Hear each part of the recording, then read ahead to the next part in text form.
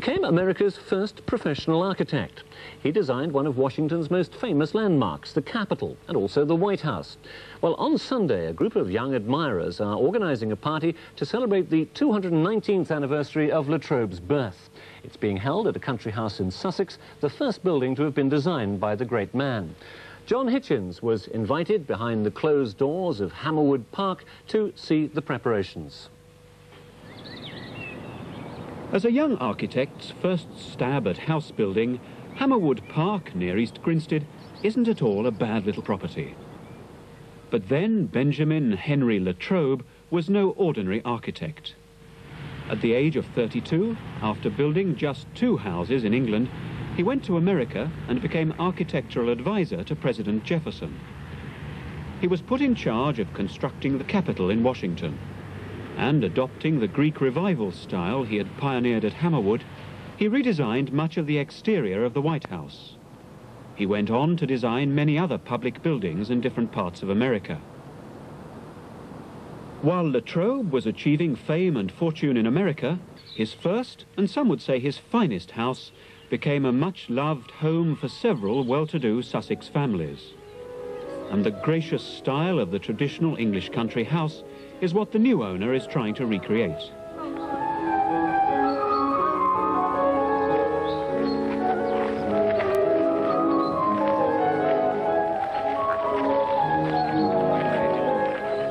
The most startling thing about the new owner of Hammerwood, the one who's fallen in love with the building and its history, is his age. David Pinnegar is 21, and he bought the house and its 30 acres of parkland 6 months ago after it had laid derelict for many years.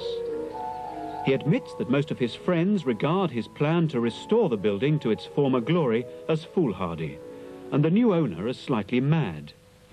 This must be one of the biggest enterprises that anybody has ever taken on. What made you buy the house? Well, one can't let a place like this fall down, can you? And I also knew that if I didn't do it, then I didn't think anybody else would. So I had no option. But a boy of 21? Why you? Well, it means that I've got a long time ahead of me, hopefully. Do you see it as a lifetime's work? I've got no option. I think I'll be stuck here, marooned here, and I've got to carry on. How long do you think it's going to take you to restore it to its former grandeur? Well, it depends how far one goes. For instance, the servants' quarters were originally 3 stories high, and they were taken down to 1 story. Really, I'd love to get those back as well. When you're talking about that sort of building, you're talking about a long time. It was when Hammerwood was unoccupied in the 1970s that the vandals moved in. 3 tons of lead were stolen from the roof, and water poured in 14 different holes. The result was devastation.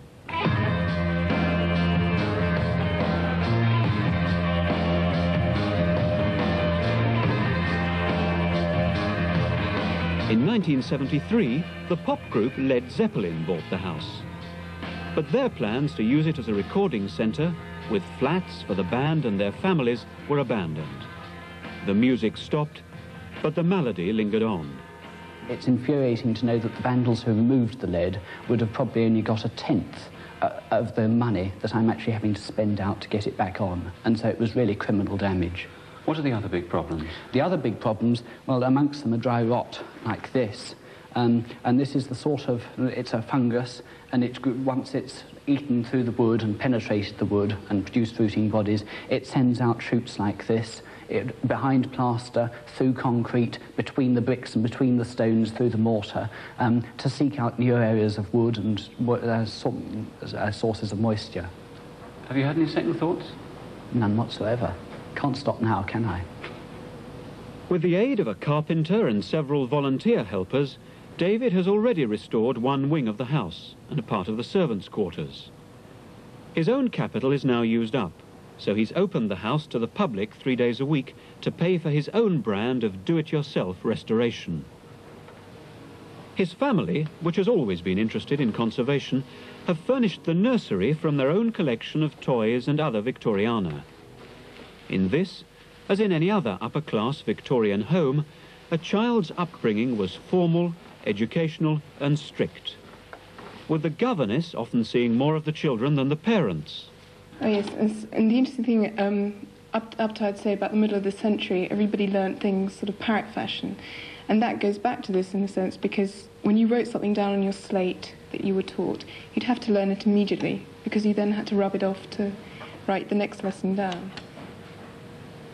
I see you have a lot of ancestors, said Mr. Saltina in a jealous tone. Who are they? As part of the efforts to raise money for the restoration, Hammerwood is holding dramatised readings of a story written by a Victorian child, The Young Visitors. My great-uncle Ambrose Fudge, said Bernard carelessly. He looks a thorough ancestor, said Ethel kindly. Well, he was, said Bernard in a proud tone. He was really the sinister son of Queen Victoria.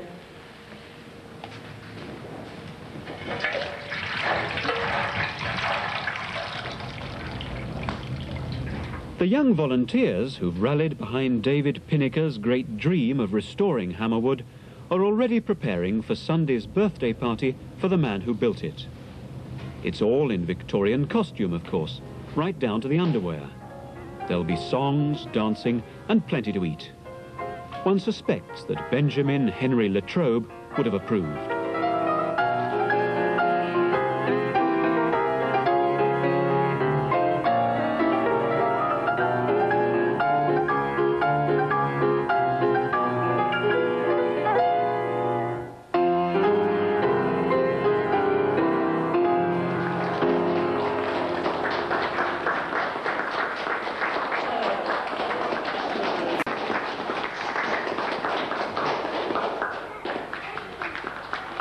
So happy 219th birthday to Benjamin Henry Latrobe, his first party. John Hitchins reports.